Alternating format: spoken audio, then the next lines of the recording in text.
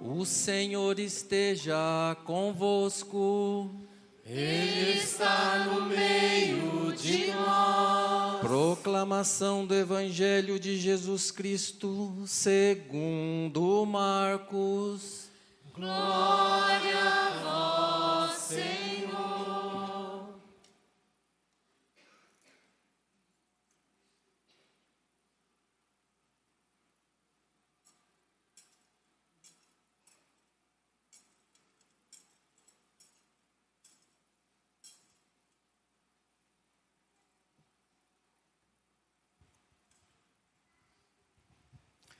Jesus estava passando por uns campos de trigo em dia de sábado. Seus discípulos começaram a arrancar espigas enquanto caminhavam. Então, os fariseus disseram a Jesus: Olha, porque eles fazem em dia de sábado o que não é permitido? Jesus lhes disse: Por acaso nunca lestes o que Davi e seus companheiros fizeram quando passaram necessidade e tiveram fome? Como ele entrou na casa de Deus no tempo em que Abiatar era sumo sacerdote, comeu os pães oferecidos a Deus e os deu também a seus companheiros? No entanto, só aos sacerdotes é permitido comer esses pães. E acrescentou: O sábado foi feito para o homem, e não o homem para o sábado. Portanto, o Filho do Homem é Senhor também do sábado. Palavra da salvação.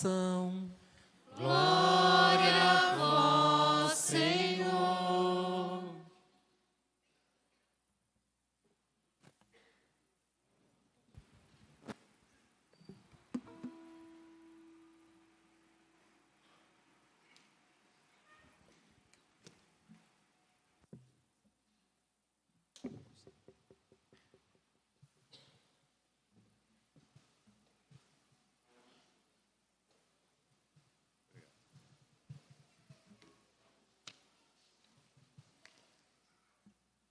Então hoje, terceiro dia, da nossa novena preparatória ao Sagrado Coração de Jesus. O nosso tema de hoje é Jesus, homem e mestre de oração. É uma catequese, aliás, são duas catequeses do Papa Francisco no ano 2020.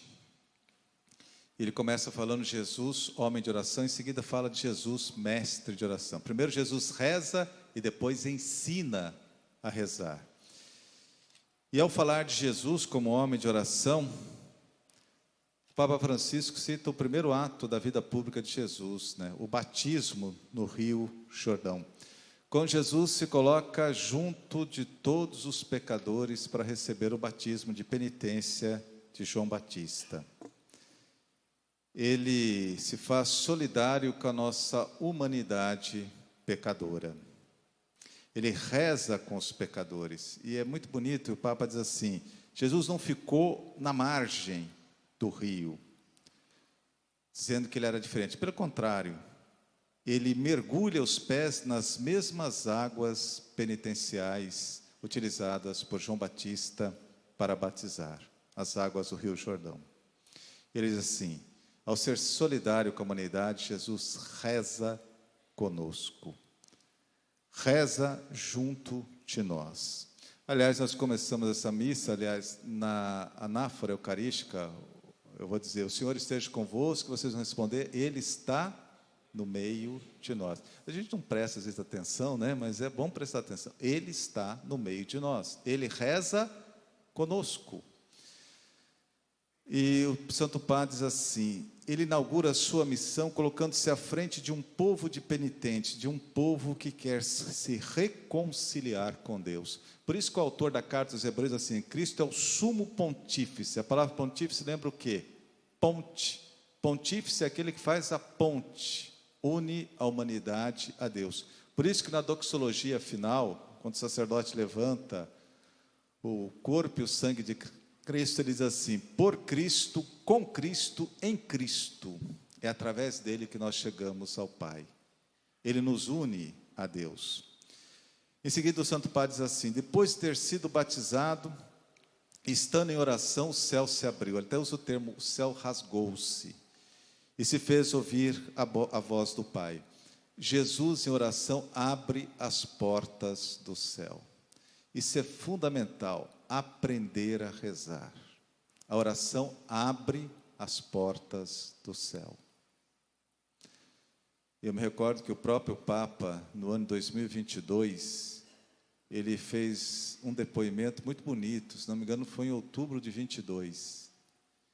Ele contando a experiência dele como arcebispo de Buenos Aires, né? E vocês sabem que na Argentina, a grande devoção do povo argentino é a Nossa Senhora de Luján. Para nós, brasileiros, a Nossa Senhora Aparecida. Para os argentinos, a Nossa Senhora de Luján. E ele conta de um pai de família, ele cita o nome. Esse senhor estava com a filha doente, leucemia, menininha de 7 anos. E os médicos não deram nenhuma esperança de sobrevivência. Ao contrário, disse que ela tinha pouco tempo de vida. E aí o Francisco, assim, esse padre desesperado, pegou o carro e foi até Luján, fica uns 50, 70 quilômetros de Buenos Aires. Quando ele chegou lá, já estava fechado o santuário. E esse homem se agarrou à grade do santuário e passou a noite inteira rezando. Quando foi de manhã, o reitor do santuário, vendo ele lá agarrado, convidou para tomar café, em seguida para participar da missa. Ele participou da missa, o padre rezou pela filha dele, pela saúde da filha dele, em seguida ele voltou para casa. E ao voltar para casa, ele encontrou a mulher, e a mulher disse assim: olha, os médicos não sabem explicar, mas nossa filha está curada. Tem o nome do pai, da mãe e da criança. Fato concreto. Aí Francis assim: a oração é como uma luta. E aqui Cristo nos ensina: a oração abre o céu. O céu se rasgou e se fez ouvir a voz do Pai. Este é meu filho muito amado, no qual coloco todo o meu afeto. São João Paulo II, naquele documento sobre os leigos, Christi Fidelis Laici, os cristãos leigos, de 1988, logo no começo do documento, ele faz uma explicação desse episódio, do céu que se abre e se faz ouvir a voz do Pai, e o Espírito Santo vem sobre Cristo em forma de pomba. Ele diz assim: quando o Pai diz assim, este é o meu filho muito amado, o Papa diz assim: no dia em que nós fomos batizados, por isso que é interessante saber o dia que você foi batizado. É interessante saber essa data, muita gente não sabe, né? É bom saber. O Papa diz assim, João Paulo II, hoje São João Paulo II, no dia em que você foi batizado, o Pai, Deus Pai, proferiu as mesmas palavras que proferiu para Cristo. Você também é meu filho muito amado, muito amada, no qual coloco todo o meu afeto.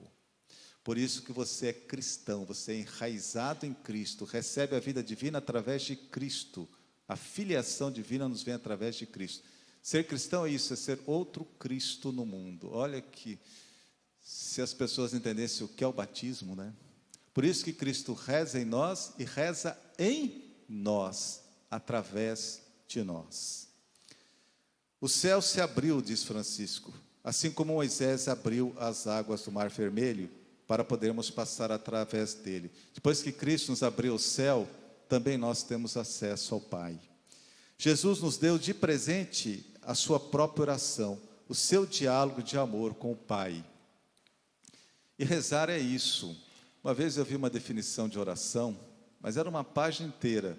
Aí eu mostrei para um colega sacerdote, ele olhou para mim e falou assim: pois é, entender isso aqui já é difícil, mas vim pôr em prática. Era uma página. Sabe como Santa Teresa d'Ávila define a oração? Olha, que quando o Papa Paulo VI, São Paulo VI, deu a Teresa d'Ávila de doutora da igreja, isso foi lá no Teresiano, em Roma, ele fez uma homilia belíssima, ele diz assim: quem quer se aprofundar no mistério da oração, leia as obras de Santa Teresa d'Ávila. Ninguém foi mais a fundo no mistério da oração que Teresa d'Ávila. ela é doutora da oração. Sabe como é que ela define oração? Diálogo de amizade com Deus. Ele é o amigo. É como conversar com um amigo. Isso é rezar. Quando você tem um amigo de verdade, ou uma amiga, você abre o coração, não é verdade? Se você quer saber se é amigo ou assim, há uma diferença entre a pessoa que de fato é seu amigo, é aquele que é seu companheiro, que está ali do lado. Se você quer saber, basta contar um segredo. Se ele guardar o segredo, é amigo. Se ele confidenciar com a torcida do Flamengo, ele é colega. É fácil saber. O amigo guarda segredo. Se você conta alguma coisa alegre, ele se alegra contigo. Se você fala uma coisa triste, ele é solidário contigo. Se você faz alguma coisa errada, ele te corrige e você agradece. Esse é o amigo. E a gente gosta de estar com amigo. É gostoso estar com amigo. São poucos. Mas você tem gosto de estar com eles. Teresa d'Ávila diz, Cristo é o amigo. Daí, sentir a necessidade de estar com Ele. A oração é uma necessidade de estar com Cristo, de dialogar com Ele. Era assim que Cristo dialogava com o Pai. Foi assim que Ele nos ensinou o Pai Nosso. Eu não me esqueço, e o Padre Beto estava nesse retiro também, que Dom Luciano pregou o credo de São José dos Campos. Eu era padre recém-ordenado, 1993, lá em Atibaia. E ele contou a experiência que ele fez, na época ele era presidente da CNBB. Ele tinha viajado para Israel, ele estava voltando, ele estava no avião, e tinha uma menininha andando no corredor do avião. O avião estava indo de Israel para a Itália, Roma, e lá ele ia pegar outro voo para o Brasil. E aí tinha um senhor sentado à frente, com uma senhora do lado, esposa, e uma criança. E ele soltou a menininha no corredor do avião. Ela ia e voltava, ia e voltava. Ele estava lá atrás, estava olhando e falou: essa menina vai tropeçar e vai cair. Gente, sabe quando você está vendo o que vai acontecer? Não deu outra. Ela tropeçou e caiu. Aí abriu a boca, né? Aí o senhor, que era o pai, levantou, veio, abriu os braços, pegou a menina, deu um beijo, abraçou, ela abraçou o pai. E, para a alegria de todo mundo, parou de chorar. E aí ele sentou, e o Dom Luciano, santo como tal, né, só observando. E daí a menininha levantou a cabeça, olhou bem para o pai e falou assim: Abba, Abba. Era uma menininha judia. E aí Dom Luciano imediatamente fez o link. Era assim que Jesus rezava. Ele sentia a proteção de Deus como um pai amoroso que não abandona nas dificuldades. Não era uma oração meramente intelectual, mas também afetiva. Ele sentia a presença do Pai. É assim que nós devemos rezar, como Cristo rezou. Mas Jesus, como mestre de oração, nos ensina que a oração deve ser algo importante em nossa vida. Não uma coisa que você faz esporadicamente, mas aquilo que eu disse, Ele é o amigo, a necessidade de estar sempre com Ele, de rezar com Ele. E aí o Santo Padre diz assim: podemos aprender de Jesus 2 exemplos a respeito da oração. Primeiro, rezar todos os dias é uma necessidade. Nós precisamos da oração. E é impossível ser fiel a Deus sem rezar. É impossível ser fiel à vontade de Deus sem rezar. Não tem como. Eu me lembro de um livro que eu li, de um jesuíta. Ele falava assim, o tema do livro era a oração nos 4 evangelhos, Mateus, Marcos, Lucas e João. Então ele fazia toda uma exegese sobre a oração nos 4 evangelhos. Mas o que me chamou a atenção foi uma comparação que ele fez. Ele dizia assim: por que Jesus rezava todos os dias? E muitas vezes passava noites inteiras em oração. Ele fez a comparação. A oração é como um trabalho de tradução. Um bom tradutor é aquele que pega um texto e é fiel a esse texto. E muitas vezes não é fácil você traduzir um texto. Às vezes você não tem a mesma palavra, né? Não é tão simples assim. Outro dia eu estava conversando com um colega que é formado em Bíblia, e ele estava me dando um exemplo. Muitas vezes na Sagrada Escritura a gente encontra aquele texto em que Jesus fala da sua paixão, aí Pedro vai, puxa Jesus à parte e fala assim: mestre, não vai te acontecer nada, nós estamos aqui para garantir a tua segurança, né? Até parece, né? O que Jesus fala para Pedro? Afasta-te de mim, Satanás. Não é essa a resposta? Pois é uma tradução equivocada. Ele estava mostrando o original. Parece que até agora a Bíblia da CNBB corrige isso. A tradução correta é assim: vá para trás de mim, Satanás. Jesus não manda Pedro embora. Qual é a posição do discípulo? Atrás do mestre. Quando você não quer seguir o mestre, você deixa de ser discípulo.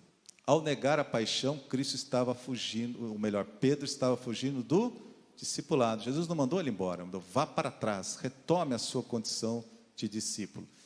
Então, é um trabalho ardoroso, né? Árduo, o trabalho de tradução. Rezar é como um trabalho de tradução. Você pega tudo o que aconteceu durante o seu dia, ilumina isso à luz da palavra de Deus, e dali você procura tirar o que Deus está falando para você.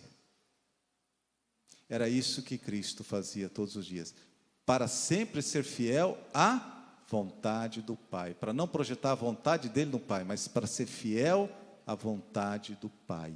Por isso ele rezava todo santo dia. Não era para dar exemplo, era por necessidade. Em segundo lugar, aprendemos com Jesus que a oração é uma arte que exige perseverança. E por isso deve ser uma regra de vida para nós, né? Rezar é exigente, tem que ter um tempo, um local, fidelidade, né? Como é exigente. E aquilo que se chama de ascese, disciplina. Nem que seja 15 minutos por dia, mas reserve aquele tempo para Cristo. A fidelidade é fundamental. Oração também exige silêncio, solidão. A palavra solidão significa fazer companhia para si mesmo. Quando não sou uma boa companhia para mim mesmo, algo não vai bem em minha vida, não é verdade? Se eu não consigo fazer companhia para mim mesmo, é impressionante. Eu tive a graça de, em 1992, fazer o retiro inaciano de 30 dias. E foi uma bênção na minha vida. A primeira semana parecia um ano, porque muda todo o seu ritmo. É o que você faz, silêncio, mas depois você vai se habituando, e a gente vê como a gente fala demais, né? E muitas vezes fala o que não deve, fala sem pensar. Como o silêncio faz bem.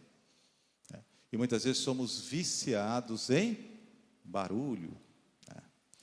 Por fim, diz o Santo Padre, na oração experimentamos como tudo que fazemos começa e termina em Deus. E termina aqui com o pensamento de Santa Teresa de Lisieux. Nós, seres humanos, não somos uma vírgula entre dois nadas. Nós somos uma vírgula na eternidade de Deus. De Deus viemos, para Deus retornaremos. E a oração nos mantém fiéis à vontade de Deus, para novamente entrarmos em comunhão com Ele quando Ele nos chamar. Amém.